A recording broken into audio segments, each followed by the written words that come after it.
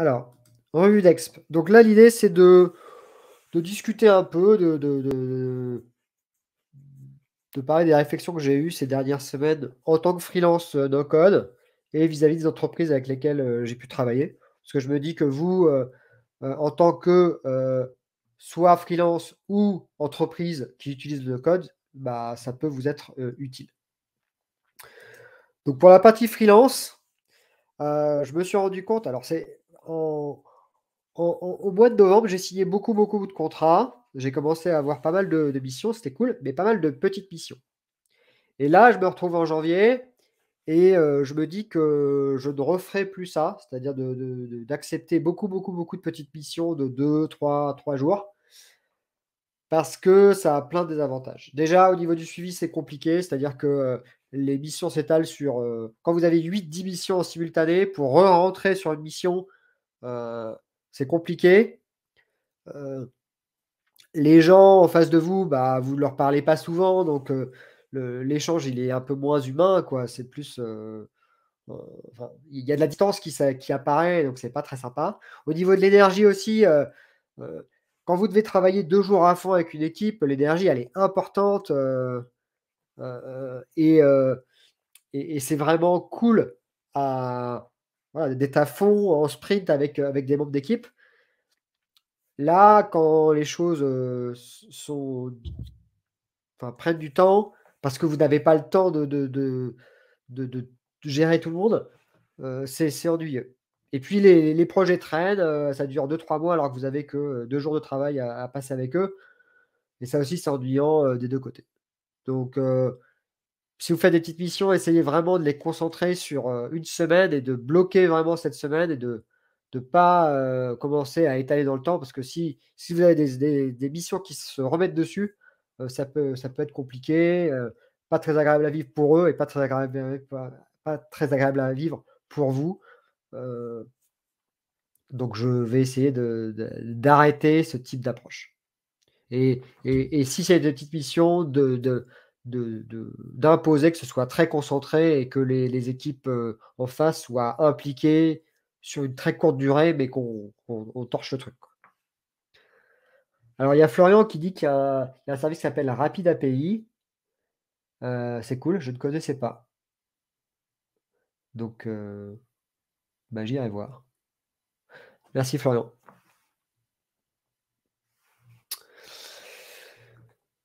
Alors, en tant qu'entreprise, alors j'ai listé pas mal de trucs pour, du côté entreprise. Ça peut servir aussi pour les freelances dans vos relations avec, les entreprises. Alors, l'idée de définir un référent no code dans la boîte, même si vous vous lancez avec un prestat. L'expérience montre, à 100 que, alors, soit vous voulez un tout petit truc, genre, juste une petite feature ou un petit produit très simple qui fait une tâche particulière. Là, très bien, vous prenez un prestataire, il fait la tâche. Ça s'arrête là, merci, au revoir, on s'en va. Mais si vous êtes dans une logique d'amélioration continue dans votre entreprise, que, vous commencez à travailler sur un bloc, mais que potentiellement, d'ici, heu 1 ou 2 mois, vous allez passer à un autre département etc. Vous allez vite vous rendre compte qu'il y a du travail pour, un CDI complet, facile.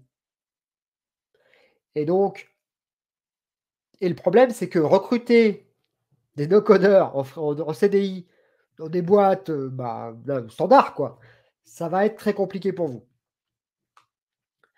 Donc moi, je suggère que dès qu'il y a un projet qui se lance, vous nommiez ou vous essayez de chercher en interne avec le prestataire, le référent de code qui va être intéressant dans une boîte. Vous avez toujours dans une boîte un gars qui a fait 1 ou 2 sites web dans son coin, il peut être manutentionnaire ou secrétaire, je m'en fous, mais heu, il est débrouillard, cette personne est débrouillarde et et donc pour moi, ça, c'est un profil idéal pour, le monter en compétence sur le code et donc de l'impliquer dans les projets. Donc l'idée, c'est de l'impliquer dans le projet dès le début, de lui faire des coachings et ce qui va permettre de le monter en compétence rapidement et faire qu'au bout de 6 mois, bah, vous aurez quelqu'un d'opérationnel et qui connaîtra à la fois les éléments métiers de la boîte, à la fois les compétences no code Et s'il est efficace, il pourra continuer à faire son job d'avant, mais aussi faire le no-code. Et sinon, les gains seront tellement importants sur la partie grâce au no-code que vous pourrez allouer les gens différemment dans la boîte. Mais je pense que c'est un gain de temps si c'est une personne en interne qui monte en compétence directement. C'est un premier point. Deuxième point, alors demander que le maker soit présent aux réunions d'avant-projet.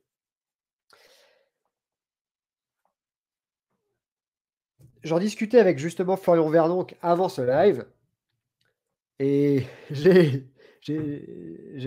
lancé une expression que je trouve intéressante qui est, no limit, no code is limited et code is not limited.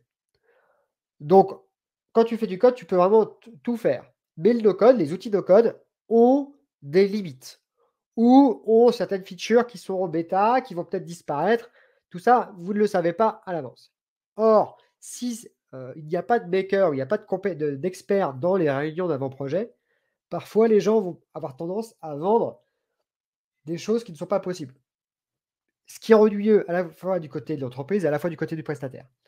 Donc si vous avez une réunion avec une agence ou une équipe, une petite agence qui vous propose une prestation, assurez-vous que dans le lot, vous en avez un au moins qui est un maker de la solution qui vous est proposée pour qu'il valide le fait que le besoin, il peut être rempli par l'outil proposé. Ce qui n'est pas toujours le cas avec les outils de code. Impliquez vos deux équipes. Alors,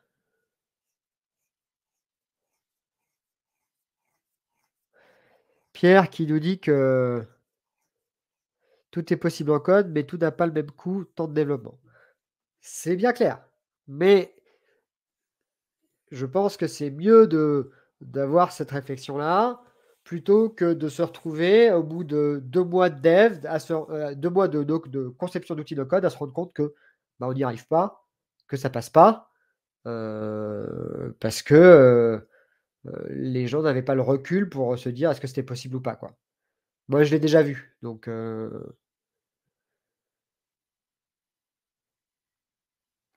après, bah, c'est plutôt du côté, voilà, du client d'imposer, d'essayer qui est, le maker. En no code, c'est plus possible, je pense, qu'avec le code. Voilà, et encore que dans les petites agences de code, ça doit être tout à fait faisable. Et je pense que c'est important. Impliquer son équipe à la conception, alors là, c'est une erreur que je vois souvent dans les boîtes, c'est le fait qu'il y a le manager qui décide de ce qu'on va faire pour, les équipes métiers et qu'au final, excusez-moi parce que, faut que je gère, les discussions en même temps. Oui, donc, le manager qui paye ou qui décide de faire le projet et qui impose aux équipes métiers, la config un peu des outils. Un manager ne sait jamais parfaitement comment travaillent, ses équipes. Or, les équipes ont besoin, enfin, l'enjeu des outils, notamment comme Airtable, c'est que ça colle vraiment au processus de travail des gens. Et ça, il y a que les gens qui le savent. Il y a que les gens aussi qui vont dire si ils sont confortables ou non, avec l'outil. J'ai eu l'expérience il y a peu de temps où le manager a commencé à faire les vues pour ses salariés et en fait, inconsciemment, mais vraiment inconsciemment, il s'est fait ses propres vues, quoi. Les vues pour que lui travaille. Salut Fast and Curious. Oui, c'est un peu tard, mais t'inquiète pas, il y aura le replay sur Twitch pendant 2 semaines et ensuite il y aura la vidéo sur YouTube sur ma chaîne. Donc tu pourras revoir, avec plaisir. Donc ouais, donc lorsqu'on conçoit, enfin voilà, le manager inconsciemment, il va faire ses vues à lui et quand j'ai montré les vues, aux opérationnels, ils ont dit: «C'est n'importe quoi, enfin on peut pas travailler dans cet espace-là». Donc il faut vraiment impliquer les équipes dans la conception, notamment des vues, parce que c'est leurs espaces de travail futurs. Question alors ça, c'est aussi un point, c'est que quand on arrive, et qu'on fait du no code et qu'on commence à se poser ces questions de centralisation des données, de connexion entre les outils, on tombe dans des boîtes où il y a plein d'outils, où il y a pas d'API et où, tout est bloqué, tout est verrouillé et ça, Bah, c'est un peu problématique. Dans le monde d'aujourd'hui, je pense que les outils, performants, ils permettent de se co de s'y connecter. Il y a des API ouvertes, une documentation, correcte, et on peut, s'y connecter gratuitement. Parce qu'il y a des gens aussi qui disent qu'il y a une API, mais qu'il faut 1 ou 2 jours de développement ou 3 jours et que ça va coûter 3 500 € juste pour aller se récupérer, une petite notif, d'un événement. Non, c'est plus le monde d'aujourd'hui. Donc faites attention lorsque vous choisissez des solutions techniques, essayez de voir si on peut se connecter avec des solutions tierces et gratuitement. Et idéalement, essayez de voir s'il y a, des modules Integromat, de ces outils parce que, demain, si, bah, vous avez à essayer de centraliser ou à automatiser des choses, ce sera autant de temps, de gagner pour le consultant et le temps peut aller du simple à x10 selon que les modules existent déjà ou alors on part d'une feuille, vide, quoi. Ah bah, moi je sais qu'il y a une boîte avec laquelle je travaille qui se dit vraiment, ayant eu des problèmes, exactement ceux que j'évoque sur le prix du développement pour l'API et tout ça, se dit: «Bah, c'est pour moi encore une raison de potentiellement changer d'outil». Faut vraiment voir la valeur qu'apporte l'outil, le coût de transfert de l'information, c'est compliqué de de de répondre comme ça. Mais, alors il y a des gens si au moins vous pouvez sortir des CSV, par exemple, si vous pouvez faire des exports CSV de temps en temps, on peut prendre les et aller mettre les CSV dans, Google Drive qui pourrait automatiquement prendre le CSV et en faire des choses en Integromat. C'est c'est c'est c'est au moins ça. Mais, le côté import, export de CSV, dans les outils, c'est vraiment, limite enfin, quand on peut pas faire autrement, on fait ça, hein. Moi, ça m'arrive, mais l'idéal, c'est l'API et une API bien documentée. Ce qui ne court pas les rues encore. Alors qui sur les nouveaux outils, ça va, mais sur les anciens, c'est généralement, très problématique.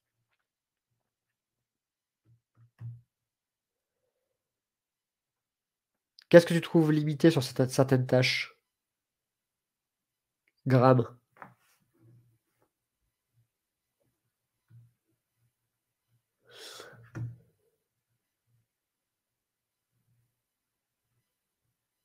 Ah bah oui, oui, le CSV, mais bon, quand il y a que ça, tu prends ça, quoi. Et tu lui dis, tu demandes à quelqu'un d'aller télécharger le CSV toutes les semaines et voilà, quoi. Mais quand il y a que ça, il y a que ça, malheureusement. Autre petit point, ouais, les chefs d'entreprise sont toujours les derniers au courant dès qu'il y a un problème. Donc ça, j'avais fait des posts dessus. D'ailleurs, j'ai mis les liens avec les posts. Cette page-là, je vous la partagerai, je pense, dans une semaine, quand il y aura la vidéo qui sera sortie. Ça vous permettra de retrouver tous les liens et même la base, elle sera partagée. Oui, donc le côté les chefs d'entreprise sont toujours les derniers au courant, qu'il y a un problème et Cartable peut aider. Effectivement, quand il y a des problèmes qui se passent d'un point de vue opérationnel, généralement les gens ils essaient de résoudre leurs problèmes tout seuls. Puis ensuite qu'est-ce qu'ils font? Quand au bout d'une semaine ils ont pas réussi, ils en parlent à leur supérieur, qui essaie de résoudre son truc dans son coin et puis au bout de 3 mois, bah, ça remonte, et de fil en aiguille, ça remonte jusqu'en haut, mais ça fait 3 mois, le problème est trop gros et c'est fini. Alors que si le chef l'avait su dès le premier jour, peut-être que ça se serait bien passé. Et Airtable peut aider là-dedans. Pourquoi? Parce que,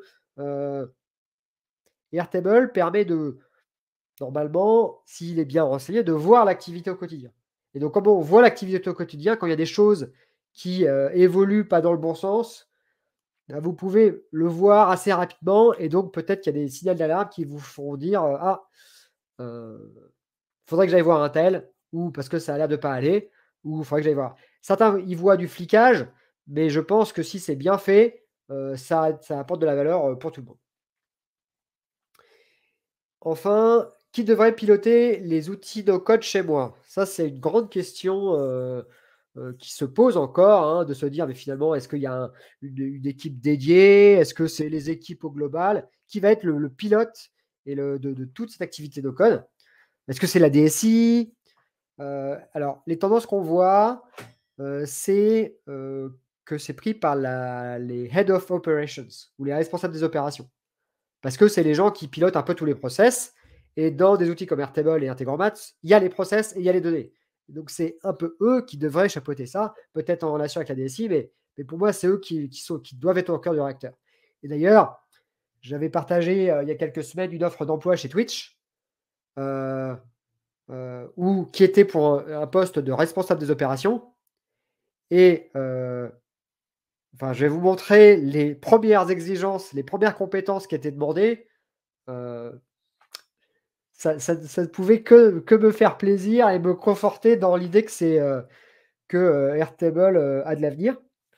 Alors je sais pas si vous allez voir, je sais pas si on peut cliquer. Ouais, si on peut cliquer, attendez, je vais essayer de grossir.